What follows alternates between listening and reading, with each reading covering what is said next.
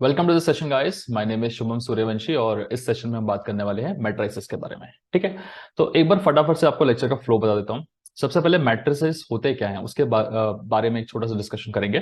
ठीक है, नेक्स्ट हम देखेंगे कि यार टाइप ऑफ मैट्रिसेस हमें कौन कौन से पढ़ने हैं, है ना। जैसे आपने डिफरेंट देखा होगा, बुक में भी आपने पढ़ा होगा, रो मैट्रिक्स होता है, कॉलम मैट्रिक्स होता है, सिमेट्रिक्स, क्यू सिमेट्रिक्स। तो डिफरेंट टाइप्स ऑफ मैट्रिसेस जो होते हैं वो हम थोड़ा देख लेंगे।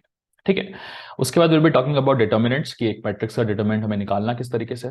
ओके, फिर thirdly minor of a matrix एक बहुत इंपॉर्टेंट चीज होती है। ठीक है, माइनर किस तरीके से निकालना है, उसका फॉर्मूला क्या होता है।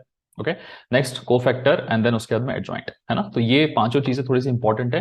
फटाफट से अगर इन पांचों चीजों को हम देख लें तो एक थोड़ा सा बेसिक इंट्रोडक्शन हमारा मैट्रिसेस का हो जाता है। एंड फिर अगेन आप बाद में आगे जाके रैंक कैसे निकालना है, टाइप्स ऑफ टेक्निक्स क्या होती है रैंक निकालने की, जैसे इक्लॉन फॉर्म हो गया, नॉर्मल फॉर्म हो गया। आपने सब चीजें थोड़ी बहुत देखी होंगी, नहीं भी देखी है तो कोई दिक्कत की बात नहीं है। स्टेप बाय स्टेप हम वही चीजें देखने वाले हैं। ठीक है, चलिए पहले स्टार्ट करते हैं मैट्रिसेस से। थोड़ा सा मैट्रिक्स का बेसिक डेफिनेशन या मीनिंग देख लेते हैं क्या होता है। So it is basically an arrangement of numbers in rows and columns. ठीक है ना। तो यहाँ पे एंड आएगा। ओके, चलो लिख देते हैं। It is basically the arrangement of numbers in rows and columns. Okay, example के लिए यहाँ पे देखिए कि ये 1 2 3 4 5 6 7 8 9 मैंने इस तरीके से एक बॉक्स टाइप के ब्रैकेट के अंदर से लिखा हुआ है। ठीक है, ये जो 1 2 3 मैंने लिखा हुआ है ना, इसे हम क्या बुलाते हैं, रोज बुलाते हैं। ठीक है, तो ये मेरी फर्स्ट रो कहलाएगी R1। वैसे ये मेरी क्या कहलाएगी, second row R2 and this is gonna be my third row which is R3। ठीक है, वैसे ही अगर मैं 1 4 और 7 की बात करूं तो ये मेरा फर्स्ट कॉलम कहलाएगा C1। ठीक है, 2 5 और 8 C2, 3 6 और 9 इज C3। ठीक है, सो मैट्रिक्स क्या है, बेसिकली अरेंजमेंट है इन नंबर्स का रोज एंड कॉलम्स में। Okay, just a small disclaimer. अगर आप ऑलरेडी बेसिक के बारे में जानते हैं तो थोड़ा बहुत जो शुरू में डिस्कशन करने वाला हूं आप उसको स्किप कर सकते हैं, या फिर 1.5x में प्ले कर सकते हैं और डायरेक्टली आप अपने आगे के यूनिवर्सिटी क्वेश्चन पे जा सकते हैं। इन केस अगर आप पहली बार पढ़ रहे हैं या फिर आपको बेसिक का थोड़ा डिस्क्रिप्शन चाहिए तो स्टेप बाय स्टेप मेरे साथ चलो। ठीक है, by the end of the session आप भी एक अच्छे लेवल पे पहुंच जाओगे। चलो कंटिन्यू करते हैं। सो रोज के कॉलम्स के बारे में हमने देख लिया, रो क्या होता है, मैट्रिक्स का कॉलम क्या होता है। ठीक है, अब जैसे यहाँ पे देखोगे तो मेरे पास 1 2 3 टोटल 3 रोज थे और कॉलम भी टोटल 3 थे, तो मैं इसे क्या बुलाऊंगा, ये एक 3 by 3 का मैट्रिक्स है। ठीक है, this is a matrix of order 3 cross 3। अब जरूरी नहीं है कि हर मैट्रिक्स आपका सेम सिमेट्री के हिसाब से हो कि 3 क्रॉस 3 या 3 क्रॉस 2 या सॉरी 3 क्रॉस 3 या 2 क्रॉस 2 हो। कुछ मैट्रिक्स ऐसे भी हो सकते हैं। जैसे इस मैट्रिक्स की मैं बात करूं तो यहाँ पे एक और एक दो, टोटल 2 रोज हैं, लेकिन कॉलम कितने हैं, C1 C2 C3। तो मेरे पास 2 रोज हैं और 3 कॉलम्स हैं। तो हमेशा मैं मैट्रिक्स को किस हिसाब से लिखता हूँ, रो बाय कॉलम के हिसाब से लिखता हूँ।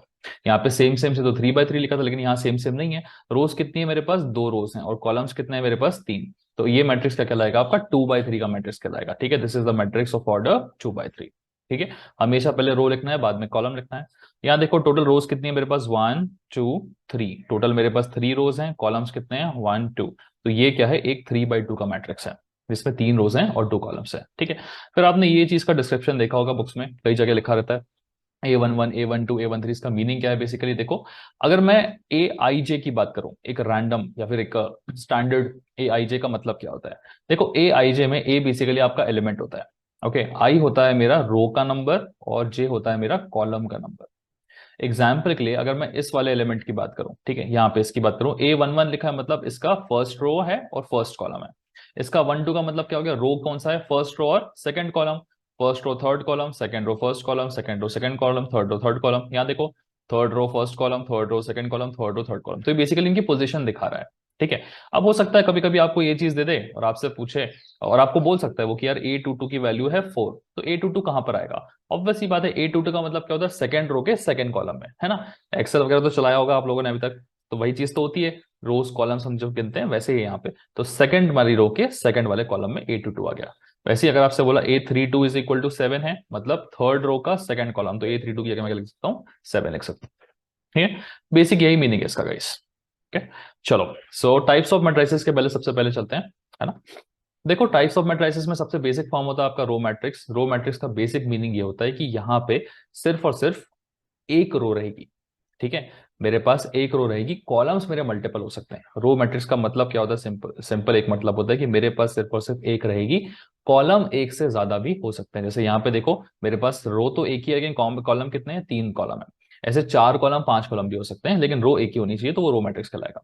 कॉलम मैट्रिक्स में क्या होगा, कॉलम मैट्रिक्स का सिंपल सा फंडा है, आपके नंबर ऑफ कॉलम्स सिर्फ एक ही होने चाहिए। जैसे यहाँ पे 1 2 3, मेरी रोज तो 3 है, रोज 4 या 5 भी हो सकती है, लेकिन कॉलम कितना है, एक ही होना चाहिए। तो अगर एक ही कॉलम है तो वो कॉलम मैट्रिक्स कहलाएगा, एक ही रो है तो वो रो मैट्रिक्स कहलाएगा। ठीक है। थर्ड देखो, जीरो और नल मैट्रिक्स। ओके, जीरो और नल मैट्रिक्स क्या होता है, ऐसा मैट्रिक्स जिसके सारे एलिमेंट जीरो के बराबर हो। ठीक है। जैसे यहाँ पे देखो 2 रो और 2 कॉलम दिया, तो this is basically 2 by 2 matrix. इसके 0 0 0 0 सारे एलिमेंट जीरो है। 3 by 3 मैट्रिक्स है, इन सबके भी सारे एलिमेंट जीरो हैं। ये देखो यहाँ पे कितने रोज हैं मेरे पास, 2 रोज हैं और 3 कॉलम्स हैं। ठीक है, ये 2 by 3 मैट्रिक्स है, इसके भी सारे एलिमेंट जीरो, तो हम इसे भी क्या बुलाएंगे, जीरो मैट्रिक्स। जनरली हम जीरो मैट्रिक्स को जेड से डिनोट करते हैं। ठीक है, तो अगर ये 2 by 2 का जीरो मैट्रिक्स है तो Z22 बुलाएंगे, Z33 बुलाएंगे, Z23 बुलाएंगे, इस तरीके से। ठीक है, तो जीरो मैट्रिक्स क्या होता है, जिसके सारे एलिमेंट्स क्या होते हैं, जीरो। सिंपल है, आगे बढ़ो। स्क्वायर मैट्रिक्स के बारे में बात करते हैं। स्क्वायर मैट्रिक्स का बहुत बेसिक सा डेफिनेशन है कि आपके नंबर ऑफ रोज जो है वो नंबर ऑफ कॉलम्स के बराबर होते हैं गाइस। ठीक है। अब जैसे यहाँ पे देखो, एक दो, 2 रो है और 2 कॉलम है ना। स्क्वायर तो आपको पता है ना, स्क्वायर एक सिमेट्रिकल फिगर होता है।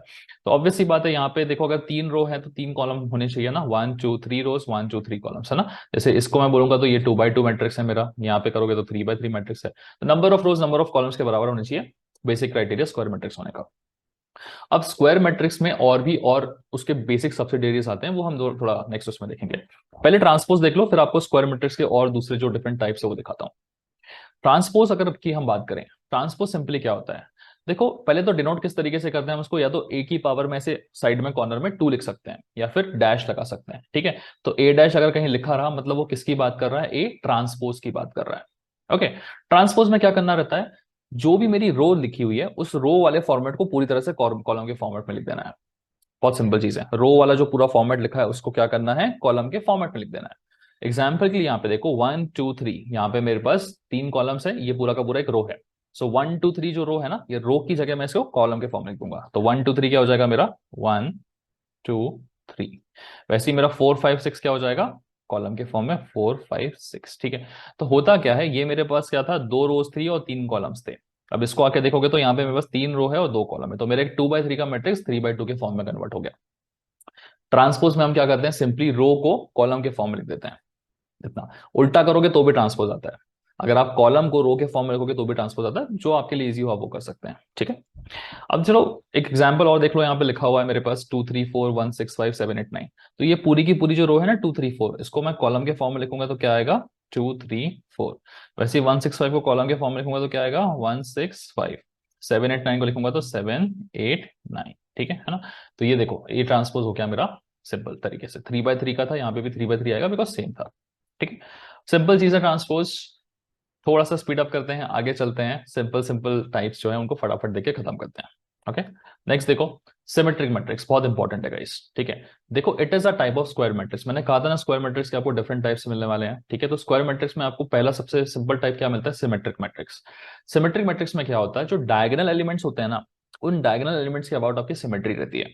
आप एग्जाम्पल के लिए यहाँ पे देखो, तो यहाँ अगर ए बी सी लिखा हुआ है, यहाँ पर H है तो यहाँ पे भी H आएगा, यहाँ पे G है तो यहाँ पे भी G आएगा, यहाँ पर F है तो यहाँ पे भी F आएगा। एग्जाम्पल के लिए देखो 1 2 3 लिखा है ना, वहां यहाँ पे 4 है तो इधर भी 4 आना चाहिए, यहाँ पे 5 है तो यहाँ भी 5 आना चाहिए, यहाँ पे 6 है तो यहाँ भी 6 आना चाहिए। समझ पा रहे हो। ठीक है, इस टाइप से अगर डायगोनल के अबाउट आपकी सिमेट्री होती है, किसमें, ऑब्वियसली स्क्वायर मैट्रिक्स में सिमेट्री पॉसिबल है, कहीं और पॉसिबल नहीं है ना। तो इस टाइप की मैट्रिक्स को हम क्या बुलाते हैं, सिमेट्रिक मैट्रिक्स।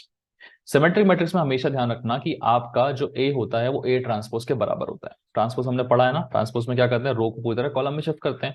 तो जब जब मेरा सिमेट्रिक मैट्रिक्स होगा उसमें ए ट्रांसपोज के बराबर होगा।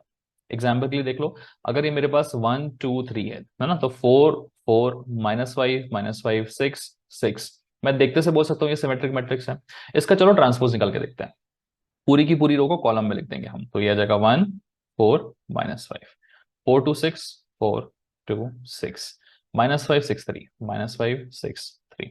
तो ऐसा लिखने के बाद भी आप देखिए 1 4 -5 1 4 -5 4 2 6 4 2 6 -5 6 3 -6 6 3, पूरी तरह से रो को मैं कॉलम के फॉर्म में लिखता गया, लेकिन उसके बाद भी मुझे सेम टू सेम मैट्रिक्स मिला। तो अगर मेरा सेम टू सेम मिलता है, A is equal to A transpose, तो हम सिमेट्रिक बोल सकते हैं। वाइस वर्सा भी ट्रू है कि अगर सिमेट्रिक मैट्रिक्स है तो A is equal to A transpose हो जाएगा। सिमेट्रिक के बाद नेक्स्ट आता है आपका स्क्यू सिमेट्रिक। स्क्यू सिमेट्रिक में एक बहुत बेसिक प्रॉपर्टी आपको ध्यान में रखनी है कि सारे डायगोनल एलिमेंट्स क्या होते हैं, जीरो। और इसमें क्या होता है, सेम सेम नहीं होती सिमेट्री, माइनस साइन के साथ सिमेट्री होती है। जैसे पहले तो डायगोनल एलिमेंट्स आ गए मेरे 0 0 0, 4 है तो -4, 5 है तो -5, 6 है तो -6। बहुत सिंपल तरीका याद रखने का। फॉर्मेट भी देख लो, आपका यहाँ लिखा हुआ है 0 0 0, H है तो -H, G है तो -G, F है तो -F, है ना। तो ऐसे मैट्रिसेस जो इस तरीके की प्रॉपर्टी शो कर रहे हैं उन्हें हम क्या बुलाते हैं? सिमेट्रिक नहीं, स्क्यू सिमेट्रिक बुलाते हैं, ठीक है ना। These are also square matrices. Example देख लो, 0 0 0, आपका ए और ए ट्रांसपोज का, हाँ इसमें बड़ा इंपॉर्टेंट है गाइस, ए और ए ट्रांसपोज का रिलेशन कैसा होता है। सिमेट्रिक मैट्रिक्स में क्या होता है? A is equal to A transpose होता है, लेकिन स्क्यू सिमेट्रिक मैट्रिक्स में A is equal to minus A transpose होता है। करके देख लें। चलिए, ए जो है इसका ए ट्रांसपोज निकालते हैं, तो रो जो है ना 0 -4 -5, इसको मैं पहले कॉलम के फॉर्म में लिख देता हूँ, 0 -4 -5, ठीक है। फिर 4 0 -6 है, इसे भी लिख देते हैं 4 0 -6, ठीक है। 5 6 0 है तो इसे भी लिख देते हैं 5 6 एंड 0। मुझे बताइए क्या मेरा ए ट्रांसपोज के बराबर है? नहीं है, इधर 0 था, इधर 0 है, लेकिन इधर -4, इधर +4, इधर -5 है, +5 है, तो A is equal to A transpose तो नहीं है। लेकिन अगर मैं इस पूरे ए ट्रांसपोज को माइनस से मल्टीप्लाई कर दूं, देखो मैट्रिसेस में क्या होता है ना, अगर हम एक नंबर से मल्टीप्लाई करते हैं तो अंदर के हर एक नंबर से वो मल्टीप्लाई होता है। ये ध्यान रखिएगा, अगर मैं एक नंबर से मल्टीप्लाई, जैसे मैं अगर यहाँ पे 1 से मल्टीप्लाई करूँ तो सारे एलिमेंट्स 1 से मल्टीप्लाई होंगे। अगर मैं 2 से मल्टीप्लाई करूँ तो सारे एलिमेंट्स मेरे 2 से मल्टीप्लाई होंगे। तो अगर मैं -1 से मल्टीप्लाई करूँ तो सारे एलिमेंट्स -1 से मल्टीप्लाई होंगे। सारे एलिमेंट्स -1 से मल्टीप्लाई होंगे तो ये हो जाएगा -4 -5, ये हो जाएगा +4 +5, ये हो जाएगा +6, ये हो जाएगा -6, जीरो तो वही के वही रहेंगे, ठीक है। तो सिंपली आप बोल सकते हो कि अब ए और माइनस ए ट्रांसपोज एक दूसरे के बराबर हो गए। तो स्क्यू सिमेट्रिक मैट्रिक्स की बेसिक प्रॉपर्टी होती है क्या? कि मेरा हमेशा ए माइनस ए ट्रांसपोज के बराबर होता है गाइस, ठीक है। समझ में आया? चलो, बेसिक हमने प्रॉपर्टीज टाइप्स देख लिए हैं, दो तीन और बहुत सिंपल सिंपल टाइप्स बचे हैं, उन्हें भी देख लो फटाफट। आगे देखो, डायगोनल मैट्रिक्स, बहुत बेसिक से डेफिनेशन है कि डायगोनल मैट्रिक्स वो मैट्रिक्स होता है जिसके डायगोनल एलिमेंट्स के अलावा बाकी सारे एलिमेंट्स क्या होते हैं? 0 होते हैं, ठीक है। एग्जाम्पल के लिए यहाँ पे देखो, डायगोनल में क्या एलिमेंट्स दिए हैं मेरे पास? 1 2 और 3, इसके अलावा बाकी जितने भी एलिमेंट्स दिए हैं वो भी सारे के सारे क्या हैं? आपके 0 की हैं, ठीक है। अभी डायगोनल मैट्रिक्स में एक स्केलर मैट्रिक्स भी आता है, ठीक है। मान लीजिए अगर आपके डायगोनल मैट्रिक्स के सारे एलिमेंट्स क्या हैं? आपस में सेम है, जैसे यहाँ पे 2 2 2 हो गया, 3 3 3 हो गया, तो उस डायगोनल मैट्रिक्स को मैं स्केलर मैट्रिक्स बुला लूंगा, ठीक है। सो डायगोनल स्केलर वगैरह सब एक दूसरे के जैसे ही हैं। पहले तो सबके सब स्क्वायर मैट्रिक्स हैं। स्क्वायर मैट्रिक्स हैं क्यों? क्योंकि सिमेट्रिकल होते हैं सारे के सारे, ठीक है, इस तरीके से। या आप इस तरीके से बोल सकते हो कि नंबर ऑफ रोज और नंबर ऑफ कॉलम्स इनके बराबर होते हैं, सिमेट्री आती है तो स्क्वायर मैट्रिक्स हैं। अभी स्क्वायर मैट्रिक्स में हमने देखा स्क्यू सिमेट्रिक देखा, सिमेट्रिक देखा, वैसे डायगोनल भी स्क्वायर मैट्रिक्स ही है आपका, ठीक है। बस क्या होते हैं? डायगोनल को छोड़ के बाकी सारे एलिमेंट 0 होते हैं। अब डायगोनल के एलिमेंट्स अगर अलग अलग हैं तो उसको डायगोनल मैट्रिक्स बुलाएंगे, अगर वो सेम सेम है तो उसको हम डायगोनल मैट्रिक्स भी बुला सकते हैं, और साथ ही साथ हम उसको स्केलर मैट्रिक्स भी बुला सकते हैं। और सेम सेम में भी अगर सारे एलिमेंट्स क्या हो गए? 1 1 1 हो गए, तो उसको हम एक यूनिट मैट्रिक्स या आइडेंटिटी मैट्रिक्स भी बुला सकते हैं, ठीक है। समझ में आया? बहुत सिंपल चीजें हैं गाइस, ठीक है।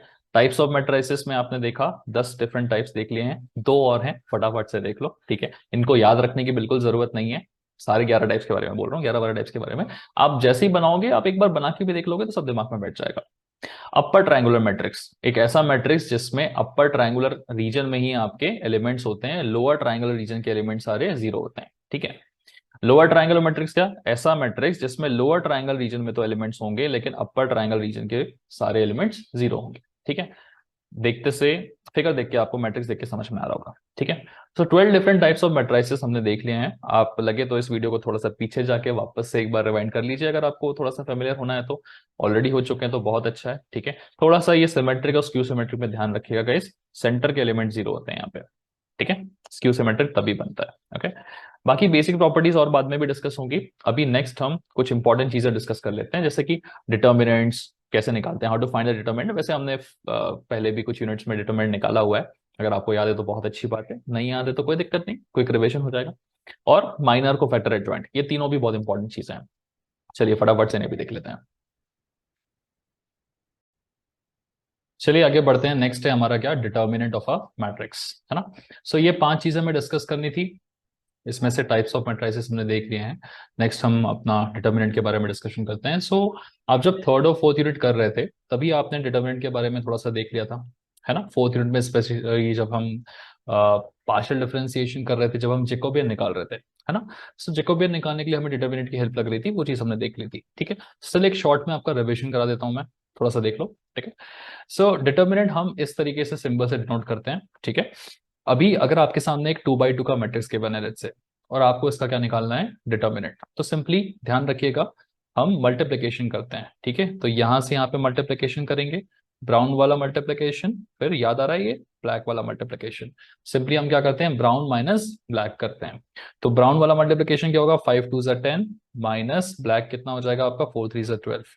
तो 10 - 12 आपके आंसर कितना आ जाएगा, -2। इस तरीके से हम डिटरमिनेंट निकालते थे 2 by 2 मैट्रिक्स का।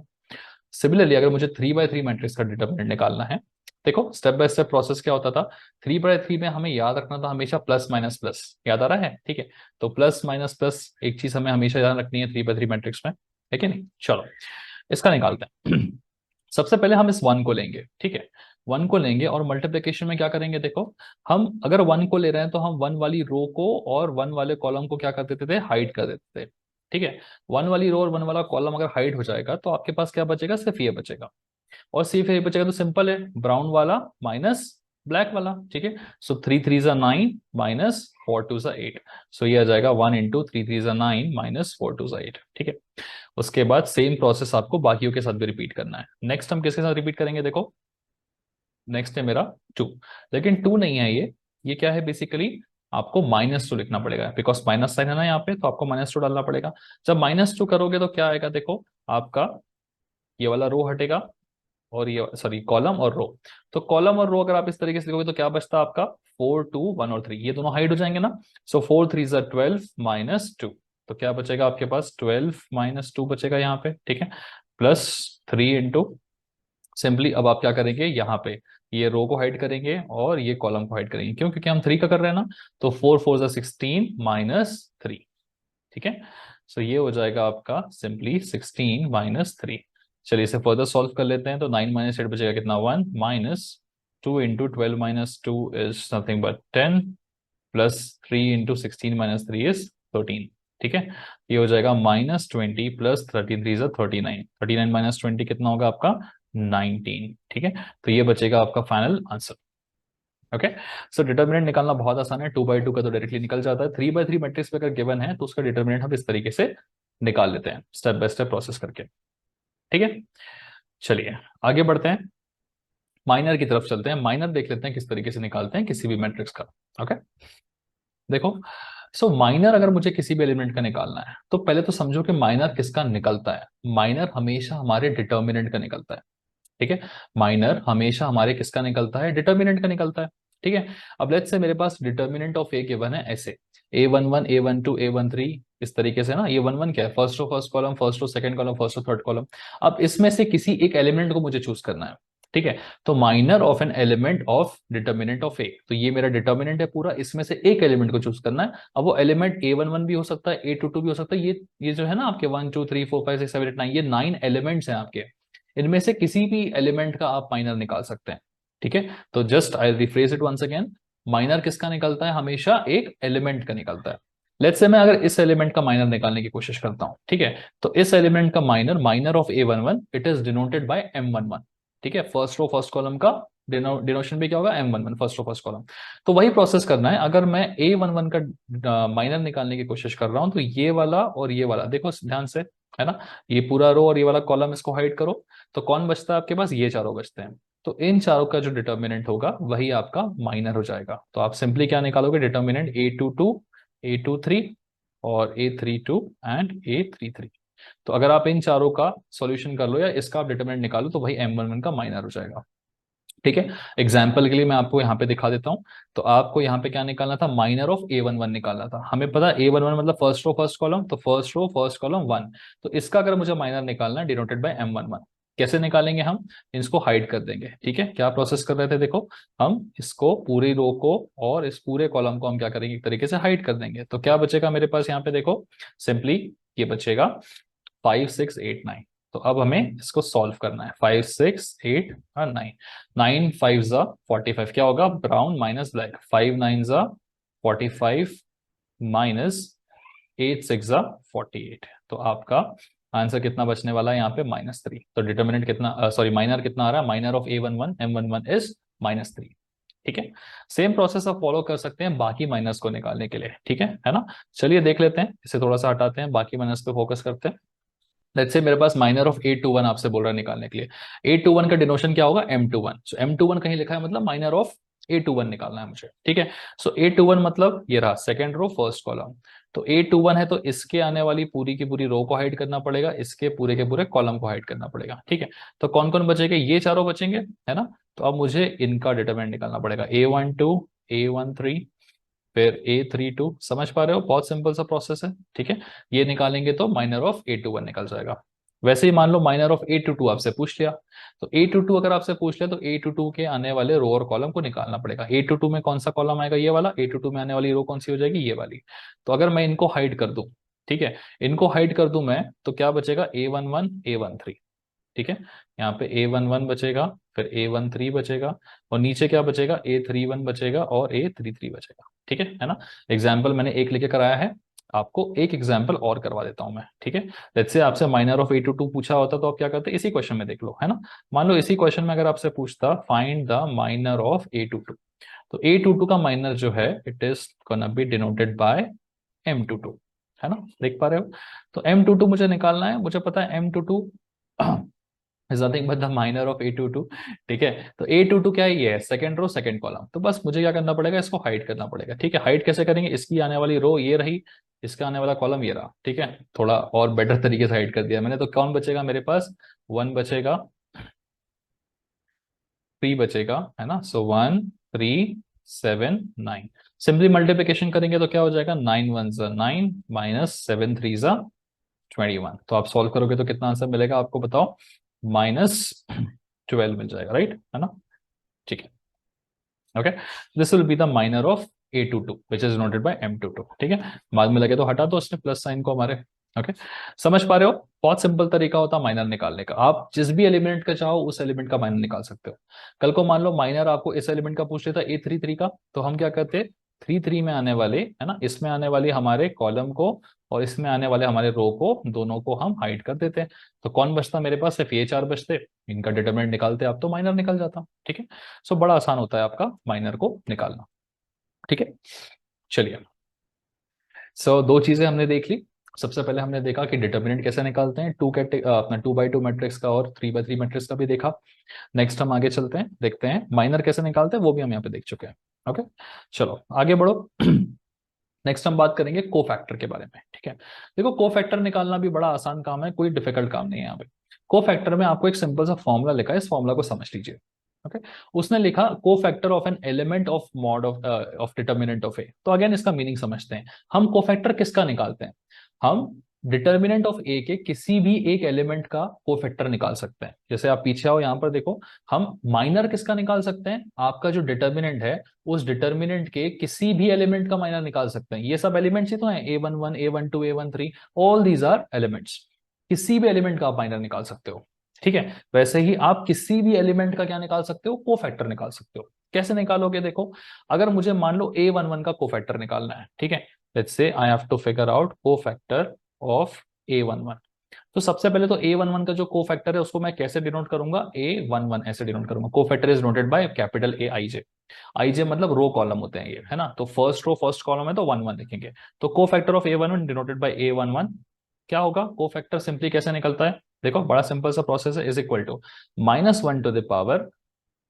अब देखो आई और जे दोनों की वैल्यू 1 1 है, तो आई प्लस जे भी क्या हो जाएगा, 1 + 1, ठीक है। फिर ये क्या लिखा हुआ है, माइनर, माइनर ऑफ आई जे कौन कौन है मेरे, 1 1 है, मतलब माइनर ऑफ 1 1 हो जाएगा, ठीक है। मतलब अगर मुझे A11 निकालना है विच इज द को फैक्टर ऑफ A11, ठीक है, तो वो क्या होगा, -1 की power 2 is gonna be 1 only, 1 लिखो ना लिखो कोई फर्क नहीं पड़ता, वो सीधे M11 के बराबर हो जाएगा। या चलो लिख भी देते हैं आपकी सेफ्टी के लिए। सो ये हो जाएगा 1 × M11, ठीक है। एग्जाम्पल देखें, बहुत सिंपल सा एग्जाम्पल रहेगा इसका, चलिए आपके लिए लिख लेते हैं। सो लेट्स से आपके सामने लिखा है determinant of A is equal to something, ठीक है ना। थोड़ा सा डिफरेंशिएट करके लिखते हैं इसे, determinant of A is equal to, numbers लिख लो, ओके। सो रैंडमली अपने हिसाब से आप कोई भी नंबर्स ले सकते हो यहाँ पर, ठीक है। So let's say I am taking the numbers 1 2, इसको वापस से 1 ले लो, ठीक है। सिंपल नंबर लेने की कोशिश करते हैं, ओके। या 1 2 3 ले लो, ओके।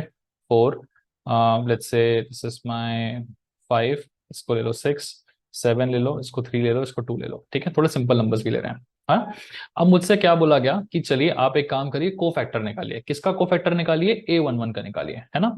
तो आपको बोलेगा कि फाइंड द को फैक्टर ऑफ A11। ठीक है ना। सो को फैक्टर लिख देते हैं आपके लिए स्टेप बाय स्टेप। को फैक्टर ऑफ A11 कैसे डिनोट करोगे? को फैक्टर को हम A11 ऐसे डिनोट करते हैं, है ना। तो फॉर्मूला सिंपल होता है, अगर A11 का निकालना है मतलब I की वैल्यू भी 1 है एंड J की वैल्यू भी क्या है, 1 है। A22 का निकालना होता तो I की वैल्यू भी 2 हो जाती, J की वैल्यू भी 2 हो जाती। ठीक है, तो पहले A11 निकालते हैं। सो A11 will be simply given by what, -1 की पावर 2, है ना, M11। तो A11 आप क्या निकाल सकते हैं? This is gonna be nothing but M11। और M11 आपको निकालते आता है। M11 मतलब क्या होगा? Minor of this thing. इसका माइनर कैसे निकालेंगे? अभी अभी हमने सीखा था, उसकी रो को हाइड करो, उसके कॉलम को हाइड करो, कौन बचता है? ये चारों बचते हैं। ठीक है ना। बस अब इन्हीं चारों को आप सॉल्व कर लीजिए। ठीक है, तो आपका M11 तो इस तरीके से आसानी से निकल जाता है ना। देखो क्या हो जाएगा, 5 6 3 2। इन्हें सॉल्व करोगे तो 5 2 ज़ा 10, -6 3 ज़ा 18, कितना होगा? -8। तो M11 मेरा -8 आ रहा है। इसको यहाँ पुट कर दोगे तो A11 की वैल्यू हो जाएगी, वही है वो। सो A11 भी कितना आ रहा है? -8। मतलब मेरा को फैक्टर, लकीली लकीली वैसे हमेशा सेम नहीं होता, को फैक्टर माइनर के बराबर आ रहा है, which is again equal to -8। ठीक है, इसी में अगर आपसे क्या पूछ लेता बताओ, अगर आपसे वो पूछ लेता को फैक्टर ऑफ A21, तो उस केस में आप क्या करते? देखो आई की वैल्यू 2 है और जे की वैल्यू 1 है, डिनोटेड बाय क्या होता है? A21 ऐसे डिनोट करते हैं कोफैक्टर को, है ना। तो A21 क्या हो जाता? -1 टू द पावर 2 + 1 हो जाता, है ना। और M21 हो जाता। तब हम क्या करते हैं? माइनर ऑफ 21 निकालते हैं। कैसे निकालते हैं? बड़ा सिंपल तरीका था। M21 कहाँ पे आएगा बंदा? सेकंड रो और फर्स्ट कॉलम, मतलब इसकी बात हो रही है। ठीक है ना। तो हम क्या करेंगे? सिंपली M21 का माइनर निकालने के लिए इनको हाइड कर देते हैं। तो देखो माइनर कितना आ जाता, जस्ट अ सेकेंड। सो आपका जो माइनर है वो जाता 2332, है ना। इससे माइनर निकलता 4 - 9 विच इज -5। और -5 चलो यहाँ लिख भी देते हैं आपके लिए। क्या हो गया ये? हम्म। सो अगर हम A21 निकालते हैं तो -1 की पावर 3 इज -1, और इसका माइनर निकालोगे, ओरियल निकालो, 2 2 ज़ा 4 -3 3 ज़ा 9 विच इज -5। सो -1 इंटू -5 कितना हो जाता? 5। तो निकल गया आपका cofactor of A21 denoted by capital A21, it is gonna be equal to 5। Simple process है, स्टेप बाय स्टेप आप करिएगा, बिल्कुल आसानी से आंसर निकलेगा। ठीक है, चलो। तीन चीजें देख चुके हैं हम। सबसे पहले हमने क्या देखा? डिटर्मिनेंट ऑफ अ मैट्रिक्स देखा। डिटर्मिनेंट देखने के बाद हमने माइनर ऑफ एन एलिमेंट निकालना सीखा, जो कि बड़ा आसान था। माइनर सीख गए तो माइनर की हेल्प से हम कोफैक्टर निकालना भी सीख जाते हैं, जो कि अगेन एक आसान चीज थी। ठीक है, आखिरी और एक इंपॉर्टेंट चीज है एडजॉइंट। एक इनवर्स भी होता है, इनवर्स को भी देखेंगे, पहले एडजॉइंट को देख लेते हैं। ठीक है, सो एडजॉइंट में देखो क्या करना है।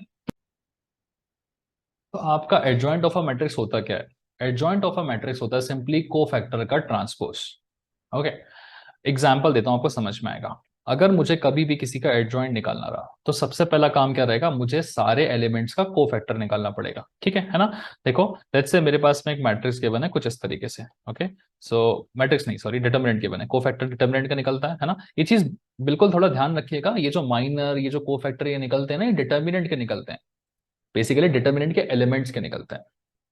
ठीक है ना। सो मेरे पास डिटर्मिनेंट ऑफ ए है लिखा इस तरीके से, जैसे 1 है, 2 है, 3 है, देन 2 ले लो, 1 ले लो, 4 ले लो, 3 1 2। थोड़े सिंपल नंबर्स लेने की कोशिश कर रहा हूं मैं।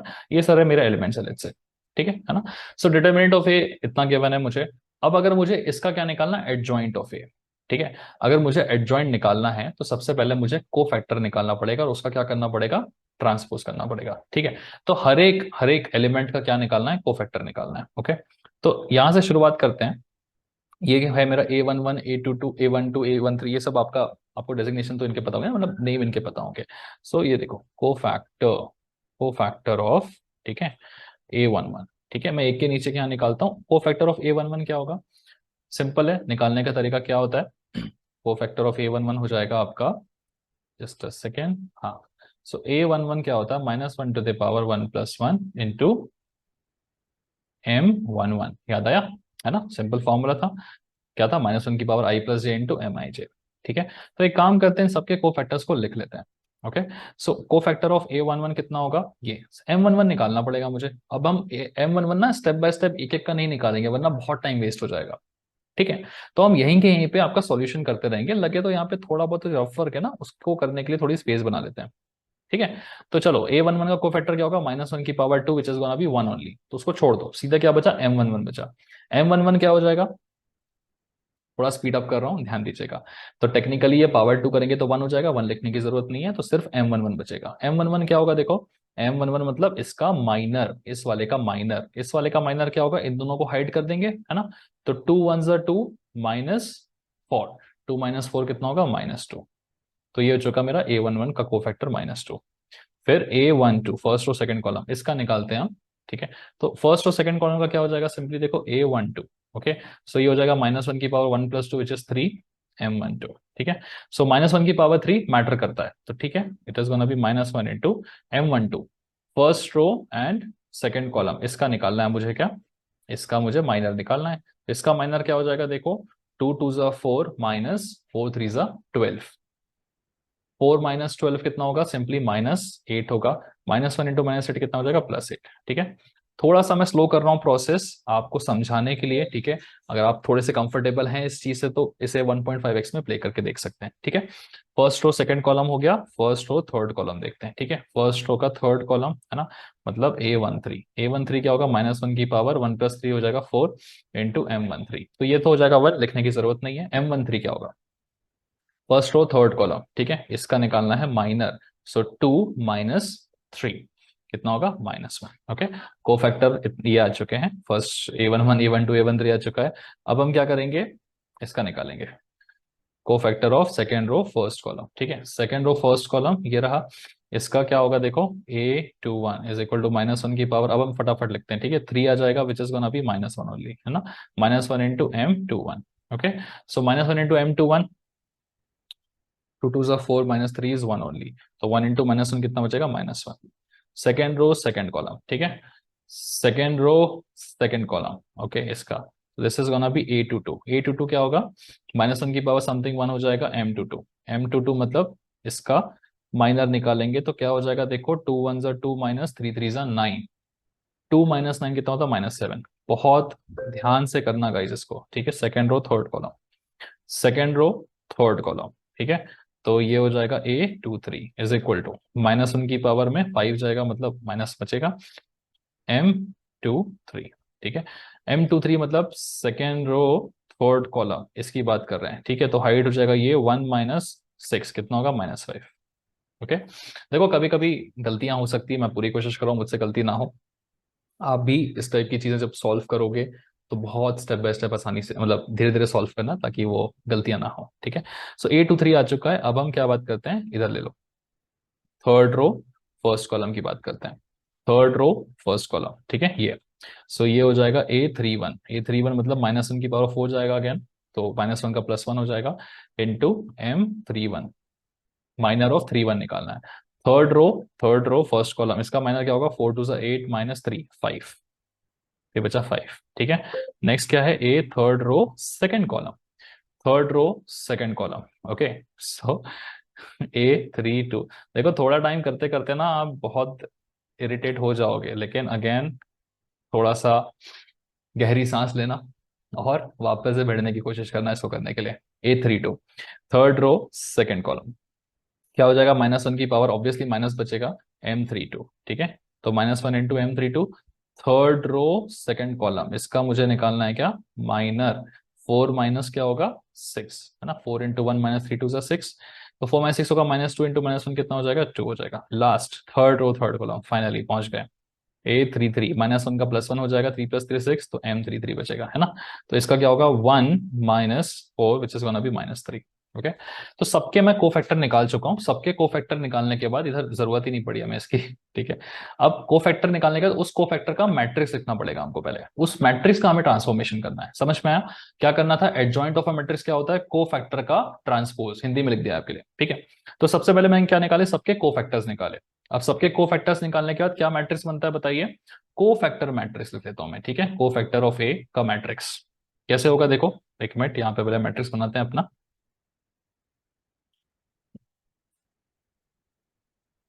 और सिंपली हमें क्या करना पड़ेगा, फिर बाद में इसका ट्रांसफॉर्मेशन करना पड़ेगा, ठीक है ना। चलो सो ये तो डिटरमिनेंट बन गया, इस डिटरमिनेंट का मैट्रिक्स बना दो, ठीक है। ये बन गया मैट्रिक्स, है ना। डिटरमिनेंट मैट्रिक्स में क्या होता है, सिर्फ ये इतना तो फर्क होता है बस, ये बन गया मैट्रिक्स। तो फर्स्ट रो फर्स्ट कॉलम में क्या आएगा, -2, फर्स्ट रो सेकंड कॉलम में 8, फर्स्ट रो थर्ड कॉलम में -1, okay. Second row first column में -1, सेकंड रो सेकंड कॉलम में -7, सेकंड रो थर्ड कॉलम में -5। लिखने में गलती मत करना, थर्ड रो फर्स्ट कॉलम में 5, थर्ड रो सेकंड कॉलम में 2, थर्ड रो थर्ड कॉलम में -3। ये को फैक्टर आ गया। अब मुझे क्या चाहिए था, इस को फैक्टर ऑफ ए का ट्रांसपोज, वही होता है एडजॉइंट ऑफ ए। तो एडजॉइंट ऑफ ए फाइनली मेरा क्या हो जाएगा, को फैक्टर ऑफ ए का ट्रांसपोज, ठीक है। इस पूरे का अपन डैश लिख दो, है ना। ये हो जाएगा फाइनली क्या, ट्रांसपोज करना है मुझे, ठीक है। तो को फैक्टर ऑफ ए का ट्रांसपोज कर लेते हैं। चलो, तो रो जितने भी है उस रो को पूरा का पूरा कॉलम के फॉर्म में लिखना पड़ेगा हमको, है ना। ओके, चलिए। सो को फैक्टर ऑफ ए का ट्रांसपोज करते हैं, तो ये रो बनेगा कॉलम के फॉर्म में, -2, 8, -1। ये रो बनेगा कॉलम के फॉर्म में -1, -7, -5। ये रो बनेगा कॉलम के फॉर्म में 5, 2 एंड -3। तो इस तरीके से आप क्या कर सकते हैं, को फैक्टर ऑफ ए का ट्रांसपोज निकाल सकते हैं, जो कि ये आ गया, ठीक है। सो एडजॉइंट ऑफ अ मैट्रिक्स क्या है, ये रहा, ठीक है। सो स्टेप बाय स्टेप इस क्वेश्चन को सॉल्व करना थोड़ा सा लेंदी लग भी रहा है और करने में भी टाइम लगेगा, और करते करते डेफिनेटली आपके दिमाग में थोड़े से ऐसे ख्याल आएंगे कि मैं ये क्या कर रहा हूँ और ये मैं क्यों कर रहा हूँ, ठीक है। देखो यार, मैट्रिक्स अपने आप में एक इंपॉर्टेंट टॉपिक है, इसका बहुत जगह पे यूज होता है, ठीक है।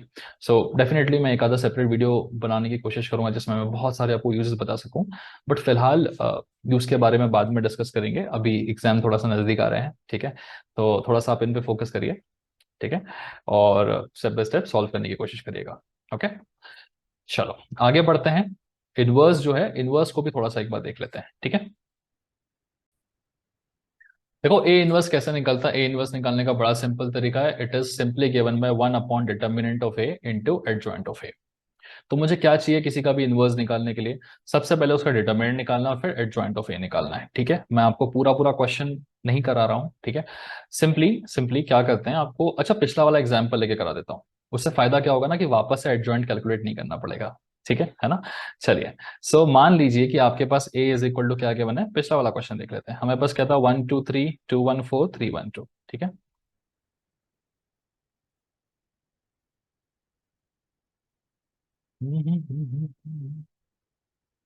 1 2 3 2 1 4 3 1 2, चलो मैट्रिक्स बन गया हमारा, है ना। सो 1 2 3 2 1 4 3 1 2 2 1 4 3 1 2। तो अगर आपके पास ए ऑलरेडी यहाँ पे इस तरीके से गिवन है, तो आपको सबसे पहला काम क्या करना है, डिटर्मिनेंट ऑफ ए निकालना है, जो कि आप निकालना जानते हैं, ठीक है। और फिर एडजॉइंट ऑफ ए निकालना, जो कि अगेन आप निकालना जानते हैं। तो मैं क्या करता हूँ ना, आपके लिए एडजॉइंट ऑफ ए जो हमने पिछले क्वेश्चन से निकाला हुआ था उसे यहाँ पे लिख देता हूँ, ठीक है। So what is my adjoint of A, adjoint of A हमने ये निकाला था फाइनल, ठीक है। ये आया था adjoint of A which is cofactor of A का ट्रांसपोज, ठीक है। चलो इसको लिख लेते हैं यहाँ पे। यहाँ पे भी आपके लिए देखो, एडजॉइंट का ना कुछ अलग से सिंबल नहीं होता, आप सिंपली ऐसे लिखते हो उसको, एडजॉइंट ऑफ ए, है ना। वो क्या होता है, कोफैक्टर ए का ट्रांसपोज, कोफैक्टर ए निकाल के ट्रांसपोज करते हैं, ठीक है ना। चलो, सो एडजॉइंट ऑफ ए क्या आया था हमारा, देखो वापस से अपन चलो मैट्रिक्स बना के लिख लेते हैं यहाँ पे। सो ये रहा मेरा मैट्रिक्स। हाँ, मैं थोड़ा इस तरीके से बनाता हूँ, जल्दी बन जाता है, थोड़ा सिस्टमैटिक भी दिखता है, ठीक है। सो एडजॉइंट ऑफ ए क्या आया था हमारा, -2 -1 5, -2 -1 5, ठीक है। 8 -7 2, 8 -7 2, और -1 -5 -3, -1 -5 -3। तो एडजॉइंट ऑफ ए हम ऑलरेडी पिछले बार निकाल चुके हैं इसका, अब मुझे सिर्फ डिटर्मिनेंट ऑफ ए चाहिए था, ठीक है। तो देयरफॉर डिटर्मिनेंट ऑफ ए हम कैसे निकालेंगे, सिंपल तरीका यार, डिटर्मिनेंट निकालना तो हमें आता है, ठीक है। Step by step process follow करते हैं और हमारा डिटर्मिनेंट निकल जाएगा, ठीक है। प्लस माइनस प्लस भूलेगा नहीं, डिटर्मिनेंट में हमेशा ध्यान रखना है आपको, प्लस माइनस प्लस, ठीक है। सो 1 2 3 2 1 4 3 1 2, ठीक है ना। चलो यहाँ पे हमारा प्लस माइनस प्लस, ठीक है। निकाल लेते हैं सॉल्यूशन। सो डिटर्मिनेंट ऑफ ए क्या होगा, सबसे पहले 1 का मल्टीप्लिकेशन होगा, तो यहाँ पे 2 -4 विच इज नथिंग बट -2, फिर -2 इंटू क्या, 2 2 4 -4 3 12 विच इज -8, ठीक है। +3 into word 3 into 2 minus 3 which is -1, है ना। तो ये कितना हो गया मेरा -2 plus 16 minus 3 which is equal to how much, 16 minus 5 is 11। So determinant of A हम निकाल चुके हैं, कितना आ रहा है, 11 आ रहा है। तो सिंपली हम ए इनवर्स क्या बोल सकते हैं, ए इनवर्स था मेरा 1 upon determinant of A into adjoint of A. Therefore 1 upon determinant of A कितना है, 11 इंटू एडजॉइंट ऑफ ए हमें लिखना पड़ेगा, जैसे हमने लिखा था वैसे का वैसा लिख देंगे गाइस, ठीक है। आप इतने पे भी छोड़ दोगे तो भी आपका काम चल जाएगा, ध्यान रखिएगा, ठीक है। तो एडजॉइंट ऑफ ए कितना आया था हमारा, -2 -1 5 8 -7 2 -1 -5 और -3। ये रहा मेरा फाइनल आंसर। ए इनवर्स कितना आ रहा है मेरा, इतना आ रहा है, ठीक है। तो देखो स्टेप बाय स्टेप प्रोसेस है। आपने जो जो चीजें सीखी हैं अब तक उन्हें देखो ध्यान से।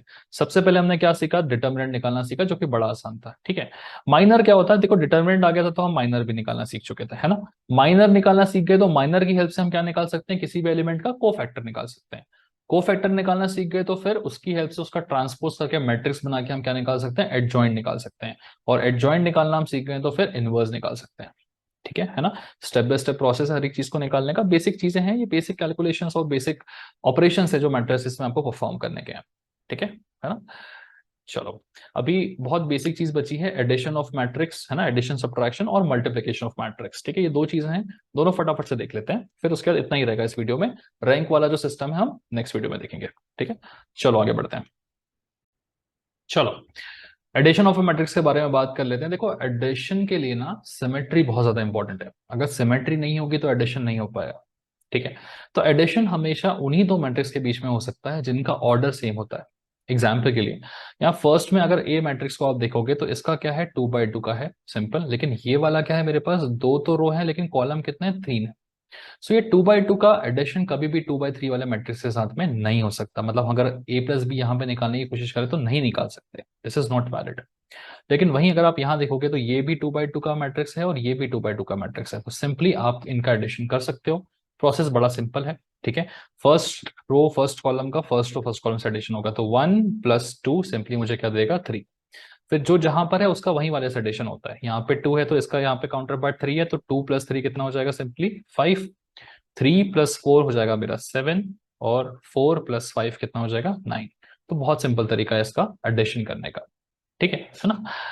देखो सब्ट्रैक्शन में भी कोई फर्क नहीं पड़ता है, जैसे मान लीजिए आपको a माइनस बी करना है तो आप सिंपली क्या कर देते हैं, इसे a प्लस -1 इंटू बी कर देते हैं, तो ये a माइनस बी हो जाता है। तो क्या करना पड़ेगा, जैसे इसी केस में यहाँ पे ही अगर आपसे कोई पूछे कि a माइनस बी को फिगर आउट करो, तो सबसे पहले तो a आपको ऑलरेडी गिवन है, a आपका वैसे का वैसे ही रहेगा, ठीक है। ये क्या है आपका a, 1 2 3 4, ठीक है। अभी b की जगह ना आपको माइनस बी करना पड़ेगा, ठीक है। तो आपका सिंपली माइनस बी क्या होगा, पूरी की पूरी मैट्रिक्स को आपको -1 से मल्टीप्लाई करना पड़ेगा। ध्यान रखिएगा मैट्रिक्स और डिटर्मिनेंट में फर्क होता है। डिटर्मिनेंट में हम किसी एक नंबर से मल्टीप्लाई कर रहे होते हैं, या पूरी सॉरी किसी की पूरी एक रो से या पूरे के पूरे एक कॉलम से मल्टीप्लाई कर रहे होते हैं, और उतना ही कर सकते हैं, या तो हम पूरे कॉलम से या पूरे रो से करते हैं। लेकिन मैट्रिक्स में मल्टीप्लाई करने का मतलब होता है कि मुझे पूरी मैट्रिक्स में मल्टीप्लाई करना है, तो -1 इंटू बी का मतलब होता है पूरी मैट्रिक्स में मल्टीप्लाई होगा, हर एक एलिमेंट को माइनस से मल्टीप्लाई करना पड़ेगा। तो ये होगा -2 -3 -4 -5, ठीक है ना। तो ये a हो गया, या -b हो गया। अब अगर सिंपली कोई मुझसे a प्लस -1 इंटू बी पूछता है, ठीक है, तो वो क्या हो जाएगा, this is nothing but a minus b, है ना। तो आप सिंपली क्या कर दोगे, इन दोनों का एडिशन कर दोगे सॉरी। 1 - 2 कितना होगा, -1। 2 - 3 कितना होगा, -1। 3 - 4 कितना होगा, -1। एंड 4 -5 कितना हो जाएगा आपका, -1 आ गया, ठीक है। तो आपका ये मैट्रिक्स बन जाएगा a माइनस बी का, ओके। सो बहुत सिंपल लॉजिक है गाइस। बस एक बेसिक चीज ध्यान रखना, डिटर्मिनेंट में कंफ्यूज मत होना। जब आप डिटर्मिनेंट का काम कर रहे थे तो अगर एक ही नंबर है तो वो सिर्फ या तो पूरी की पूरी एक रो से हो सकता है या सिर्फ पूरे एक कॉलम से हो सकता था। लेकिन मैट्रिक्स के केस में अगर -1 से मल्टीप्लिकेशन हो रहा है तो सबसे मल्टीप्लिकेशन होगा, कोई भी नंबर, चाहे मैं 2 से भी मल्टीप्लाई करूं तो हर एक एलिमेंट को 2 से मल्टीप्लाई करना पड़ेगा। This is the basic difference, okay. चलो आगे बढ़ते हैं, दो मैट्रिक्स के बीच का मल्टीप्लिकेशन कब हो सकता है वो देखते हैं। सो मान लीजिए आपके पास एक मैट्रिक्स है ए, दूसरा मैट्रिक्स है बी। तो ए मेरा 2 बाई 2 का है, बी भी मेरा 2 बाई 2 का है। देखो सेम ऑर्डर में तो गारंटी है कि मल्टीप्लिकेशन हो सकता है, कोई दिक्कत की बात नहीं है, ठीक है। लेकिन कभी कभी ना डिफरेंट ऑर्डर्स में भी मल्टीप्लिकेशन हो सकता है। ओके, तो ये तो सेट है, कोई दिक्कत नहीं, ए इंटू बी आराम से हो जाएगा। लेकिन अगर मैं इस वाले मैट्रिक्स की बात करूं, तो इस वाले मैट्रिक्स का ऑर्डर क्या है, 2 इंटू 3, लेकिन इसका क्या है, 3 इंटू 2। मल्टीप्लीकेशन यहां भी कर सकते हैं हम। क्राइटेरिया बहुत सिंपल सा होता है गाइस, कि आपको ये देखना है, चेक करना है, बस ये दोनों सेम होने चाहिए। मतलब इसके जो नंबर ऑफ कॉलम्स हैं वो इसके नंबर ऑफ रोज के बराबर होने चाहिए। अगर ऐसा होता है तो आपका मल्टीप्लिकेशन हो सकता है। यहाँ पर देखिए, इसके नंबर ऑफ कॉलम्स कितने हैं, 3, इसके नंबर ऑफ रोज कितने हैं, 3। सिंपल, आप इस तरीके से चेक करो, अगर ये 3 3 सेम है मतलब मल्टीप्लिकेशन किया जा सकता है। ठीक है, यहाँ पर चेक करो। देखो, देखने में तो इन दोनों के ऑर्डर सेम लग रहे हैं ना, ये भी 2/3 का, ये भी 2/3 का, बट अनफॉर्चुनेटली मल्टीप्लिकेशन नहीं हो सकता। क्यों नहीं हो सकता? क्योंकि यहाँ पे 3 है और यहाँ पे क्या है, 2 है। तो देखने में लगता है कि इन दोनों का टेक्निकली होना चाहिए था ना, कुछ ऐसा होना चाहिए था कि 1 इंटू 1 मेरा 1 आ जाता, 2 इंटू 4 मेरा 8 आ जाता। बट मल्टीप्लिकेशन वैसे वर्क नहीं करता है। मल्टीप्लिकेशन पूरा का पूरा रो और कॉलम पे वर्क करता है। ठीक है ना? तो इन दोनों के बीच में मल्टीप्लिकेशन हो सकता है क्या? नहीं हो सकता। ओके, इन दोनों के बीच में हो सकता है। मैं इनका एक बार आपको करके दिखाता हूं। ठीक है, जब आप देखोगे इन दोनों का मल्टीप्लिकेशन तो आपको ज्यादा समझ में आएगा कि यार इन दोनों का मल्टीप्लिकेशन क्यों नहीं हो सकता। ठीक है, तो करने का तरीका बड़ा ही सिंपल होता है गाइस। ठीक है, चलिए, मल्टीप्लिकेशन करने के बाद जो मैट्रिक्स बनेगा उसे यहाँ पे बना लेते हैं। ठीक है, और शॉर्ट में से करने की कोशिश करते हैं फटाफट से। चलो, तो अब होता क्या है कि सबसे पहले मेरा जो ये पूरा का पूरा रो है, ओके, ये पूरा का पूरा रो मेरे इस पूरे के पूरे कॉलम से मल्टीप्लाई होगा। ठीक है, कैसे मल्टीप्लाई होगा? 1 मेरा 2 से मल्टीप्लाई होगा, प्लस 2 मेरा 4 से मल्टीप्लाई होगा। ठीक है, समझ पा रहे हो? बहुत स्टेप बाय स्टेप ध्यान से देखना। ये पूरा रो पूरे कॉलम से मल्टीप्लाई होगा, क्या आएगा, 1 इंटू 2 प्लस 2 इंटू 4। तो 1 इंटू 2 इज 2 प्लस 4 2 8, कितना हो जाएगा, 10 हो जाएगा, है ना? आप लगे तो अपना रफ वर्क करके देख सकते हो, मैं ओरली कर रहा हूँ solve. 1 into 2 plus 2 into 4, so this is nothing but 2 plus 8। तो यहाँ पे सबसे पहला एलिमेंट आएगा कितना, 10। ओके, समझ पा रहे हो? बहुत सिंपल चीज है। अगला, अगला हम क्या करेंगे, अगला हम इस पूरे के पूरे रो को इस पूरे कॉलम से मल्टीप्लाई करेंगे। ठीक है, तो देखो, ये वैसा हो रहा है, फर्स्ट रो फर्स्ट कॉलम से मल्टीप्लाई हो रही है ना? सो फर्स्ट रो R1 मेरी C1 से मल्टीप्लाई हो रही है, तो मुझे 1 1 मिलेगा। ठीक है, फिर बाद में सेकंड मेरी R1 क्या होगी, मेरी C2 से मल्टीप्लाई होगी, तो मुझे फर्स्ट रो और सेकंड कॉलम का एलिमेंट मिलेगा। आप इस तरीके से समझ सकते हैं इसे। ठीक है ना? पहले मेरी R1 ने C1 से मल्टीप्लाई किया, लगे तो मैं आपको यहाँ पे ये चीज अच्छे से लिख के दे देता हूँ। देखो, R1 C1 यहां से हटाते हैं। ठीक है, इसे यहां लिखते हैं।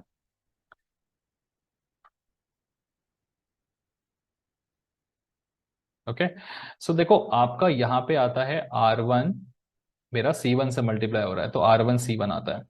फिर R1 C2 आता है। ठीक है, फिर R2 C1 आएगा। ओके, और फिर R3, सॉरी, R2 C2 आएगा। आप इसे समझना अच्छे से, क्या कर रहा हूं मैं, पूरी की पूरी R1 को मैं C1 से मल्टीप्लाई कर रहा हूं, तो जो आंसर आता है वो R1 C1। ठीक है, सेकेंड स्टेप में क्या करेंगे, हम पूरी की पूरी R2 को, सॉरी, पूरी की पूरी R1 को हम C2 से मल्टीप्लाई करेंगे, तो R1 C2। समझ पा रहे हो? इसे एक एक करके नोट करते जाओ, कि मैं यही आपको इसका सॉल्यूशन भी करके दिखाने वाला हूं। ओके, नेक्स्ट स्टेप क्या करेंगे, फिर R2 को पूरे के पूरे कॉलम से मल्टीप्लाई करेंगे, तो R2 C1। ठीक है, और फिर उसके बाद पूरी की पूरी रो को R2 को C2 से मल्टीप्लाई करेंगे, तो जो आंसर आएगा वो R2 C2 होगा। प्रोसेस समझ में आ गया? ठीक है, नहीं आया तो फटाक से थोड़ा सा रिवाइंड कर लो, 30 सेकेंड्स, और वापस से देख लो। ठीक है ना? R1 C1 मतलब क्या, पूरी की पूरी रो को मैं इस पूरे के पूरे कॉलम से मल्टीप्लाई कर रहा हूं। तो कैसे मल्टीप्लाई होगा, 1 मेरा 2 से मल्टीप्लाई होगा, प्लस 2 मेरा 4 से मल्टीप्लाई होगा, तो 1 इंटू 2 प्लस 4 2 8, 2 प्लस 8 कितना हो जाएगा, 10 हो जाएगा गाइस। ठीक है ना?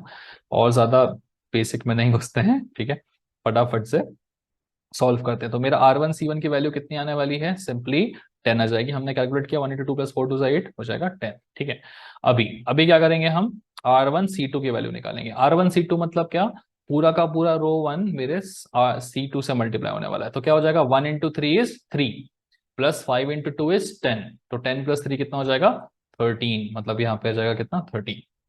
अब देखो, पूरी की पूरी R2 है, किससे मल्टीप्लाई होगी, C1 से मल्टीप्लाई होगी, है ना? R2 C1 से मल्टीप्लाई होगी तो क्या होगा, देखो, 3 2 6 प्लस 4 4 16।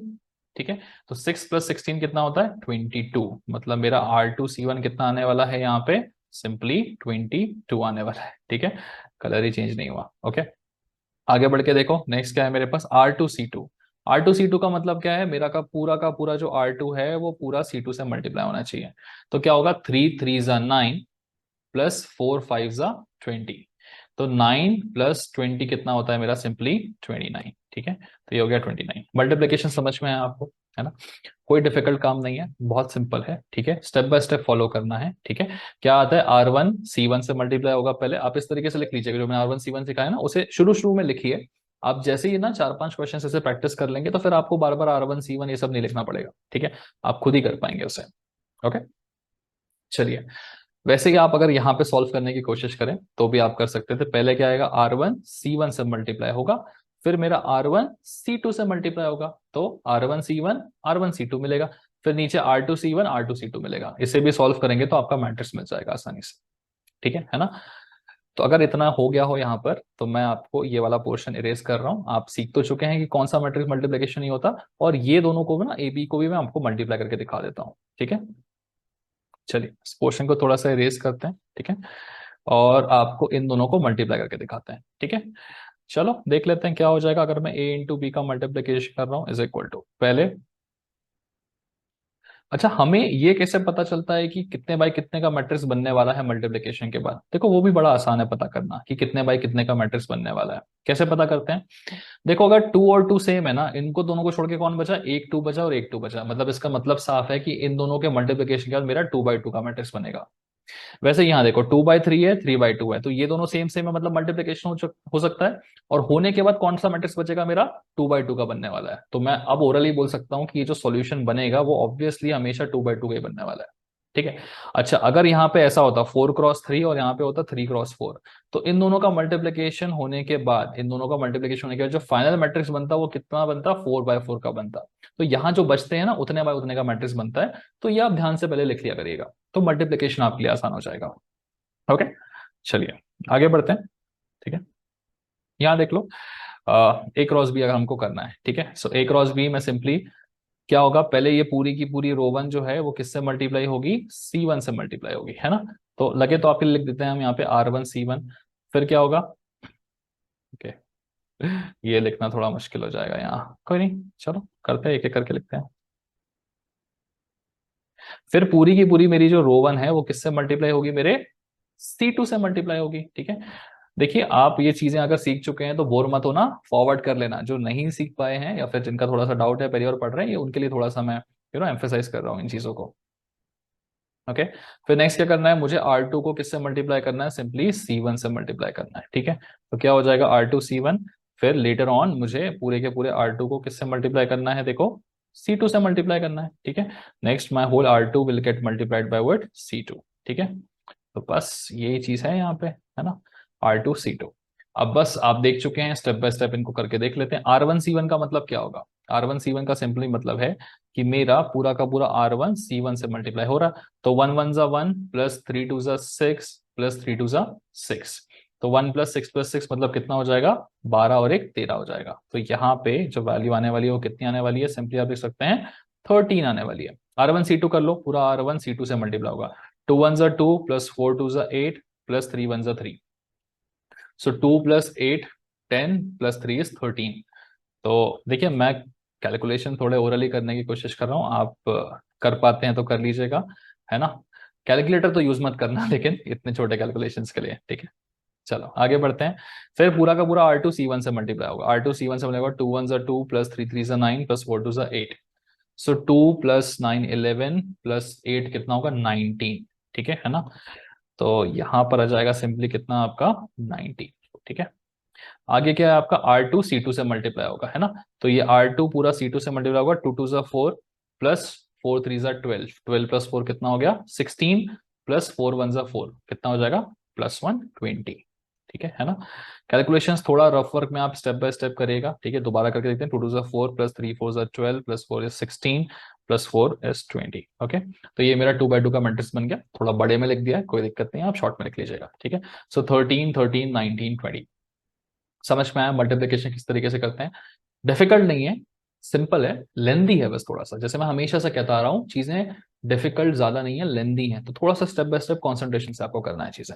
ठीक है, चलो एडिशन सब्ट्रैक्शन हमारा हो गया है। हाँ, ऑलमोस्ट सारी चीजें हमने देख ली हैं। अभी रैंक एक इंपॉर्टेंट चीज है जो देखना है, will be having a look at the rank thing in the next session. ठीक है, आज के लिए अभी के लिए इतना ही।